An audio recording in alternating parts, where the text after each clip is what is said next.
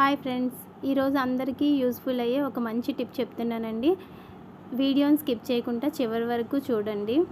బ్లౌజ్కి back side length పెంచుకోవాలనుకుంటే blouse stitch చేస్తున్నప్పుడే మీరు ఈ విధంగా స్టిచ్ చేసుకొని ట్రై చేసి చూడండి. బ్లౌజ్లోని శారీకి సంబంధించిన కలర్లోని పైపింగ్ కోసమని నేను ఈ క్లాత్ తీసుకున్నాను. నెక్కి వేయడానికని క్రాస్ పీసెస్ తీసుకున్నాను. అలాగే నడుము భాగంలో వేయడానికి క్రాస్ పీస్ కాదండి, స్ట్రైట్ పీస్ తీసుకున్నా పర్వాలేదు, క్రాస్ పీస్ తీసుకున్నా పర్వాలేదు, కానీ నేను స్ట్రైట్ పీసే తీసుకుంటున్నాను. చూడండి, దీంతో నేను పైపింగ్ చేసి నడుము లెంత్ ఎలా పెంచుకోవచ్చో చెప్తాను. ముందుగా లైనింగ్ పీస్ తీసుకున్నానండి, స్ట్రైట్గా తీసుకున్నాను.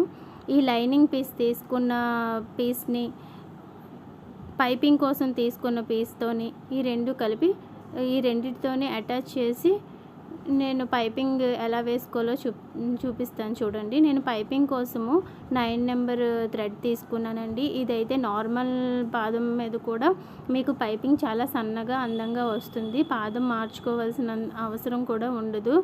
చాలా దగ్గరికి సన్నంగా బొటిక్ మోడల్లోనే వస్తుంది మీకు. ఇలా నేను ముందుగా పైపింగ్ తయారు చేసుకుంటున్నానండి. ఇలా తయారు చేసుకున్న పైపింగ్ని నడుంకి ఏ విధంగా అటాచ్ చేసుకొని ఎలా లెంత్ పెంచుకోవచ్చో చెప్తాను. చూడండి, ఇప్పుడు పైపింగ్కి తయారు చేసుకున్న ఈ పీస్లోని ఎక్స్ట్రా క్లాత్ ఉంటే దాన్ని సన్నగా కట్ చేసుకోండి. అప్పుడే మీకు పైపింగ్ ముందుకు తిప్పినా సరే మీకు చాలా సన్నగా అందంగా కనిపిస్తుంది. లోపల సైడ్ ఎక్కువ పీస్ ఉండిపోతే మీకు అక్కడ పైపింగ్ అంత అందంగా కనిపించదు. నేను ఇలా ఎక్స్ట్రా ఉన్న క్లాత్ని కట్ చేసుకుంటున్నాను.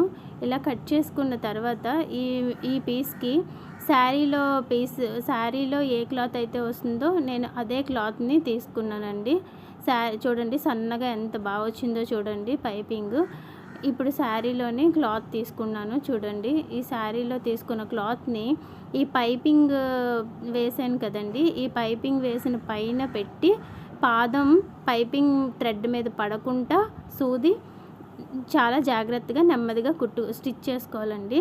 ఇలా స్టిచ్ చేసుకొని ఇలా రెడీ చేసుకున్న తర్వాత మీకు స్ట్రైట్గా ఒక పైపింగ్ క్లాత్ అయితే మీకు తయారవుతుంది. ఇలా తయారైపోయిన పీస్తోని మళ్ళీ మీరు మరొక పైపింగ్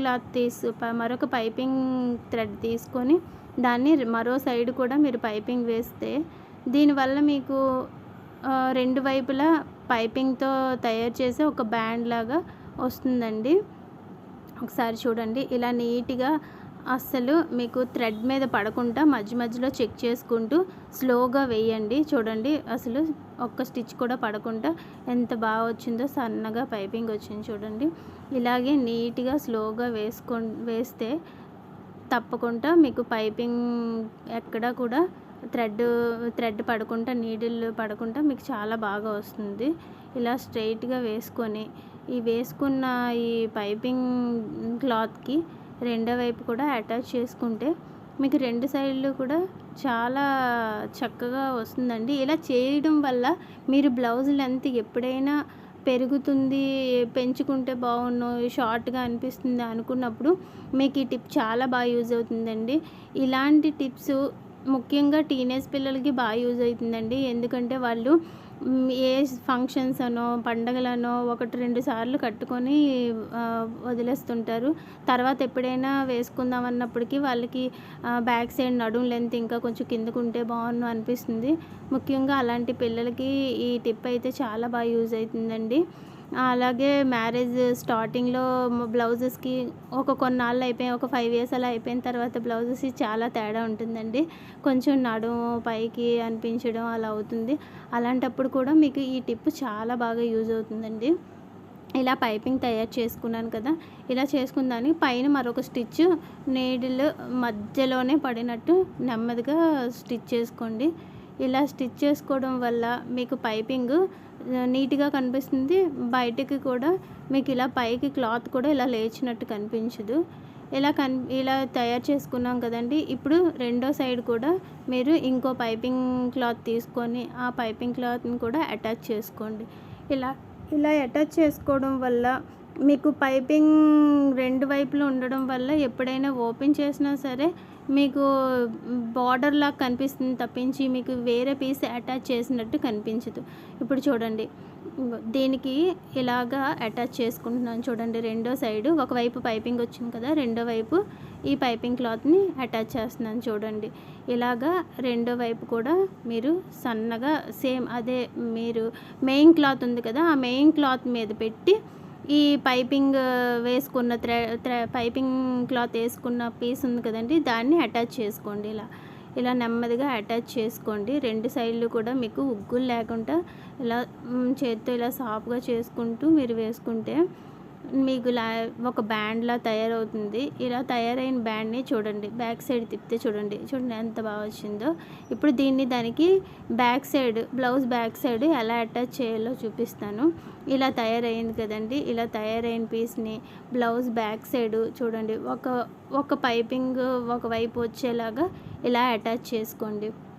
ఆల్రెడీ నేను బ్యాక్ సైడ్ డాట్స్ వేసుకున్నానండి. వేసుకున్న తర్వాతే దీన్ని అటాచ్ చేస్తున్నాను. దీంతో పాటు నేను డాట్స్ వేయలేదు.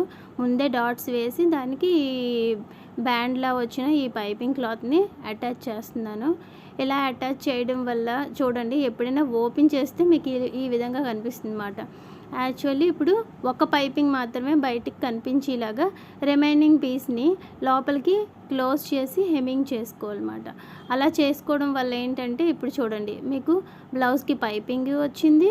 లోపల ఎక్స్ట్రా పీస్ ఉండడం వల్ల ఎప్పుడైనా మీకు పీస్ కిందన ఉంటే బాగుండు అనుకున్నప్పుడు మీరు అది ఓపెన్ చేసుకుంటే మీకు లెంత్ కూడా పెరుగుతుంది. చూడండి ఎంత బాగా కనిపిస్తుందో. ఇదిగోండి ఓపెన్ చేస్తే మీకు ఇలా కనిపిస్తుంది.